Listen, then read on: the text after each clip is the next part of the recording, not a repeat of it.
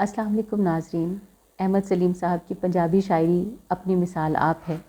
और फिर उनकी शायरी की एक और बहुत ही बड़ी खूबसूरती ये है कि वहाँ लफ्ज़ महबूब की जगह पर वहाँ दोस्त को इस तरह से रिप्लेस किया गया है कि जिसमें वो सिर्फ़ एक यकरुखापन नहीं रहता, बल्कि उसके मायने और भी वसी हो जाते हैं। उनकी एक पंजाबी नज़म पेश खिदमत है, जद दोस्त नहीं हुंदा। जद दोस्त नहीं हुंदा पीड़ भी मर जांदी है हंझूआं ते ਉਂਗਲਾਂ ਤੇ ਹੋਠਾਂ ਵਿੱਚ। जद दोस्त नहीं हुंदा पीड़ भी मर जांदी है हंझूआं ते ਉਂਗਲਾਂ ਤੇ ਹੋਠਾਂ ਵਿੱਚ।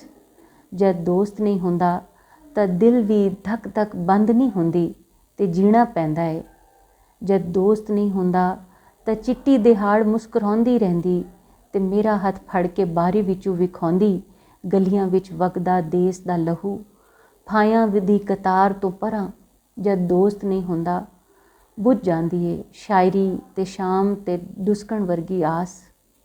जद दोस्त नहीं हुंदा खिड़दा है गुलाब ते सौ जाता है जेल विचों झाकदी अख ते फट विच कल्ला।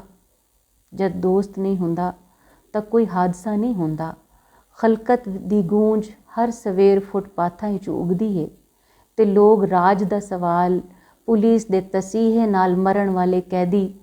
जद दोस्त नहीं हुंदा ਤਾਂ ਹਯਾਤੀ ਹੁੰਦੀ ਏ ਗੁੰਗੇ ਟੈਲੀਫੋਨ ਵਰਗੀ ਜਿਹਨੂੰ ਤੱਕਦਿਆਂ ਨਜ਼ਰ ਥੱਕ ਕੇ ਡਿੱਗ ਪੈਂਦੀ ਏ ਰਾਤ ਦੇ ਚਾਨਣ ਦੇ ਵਿਚਕਾਰ।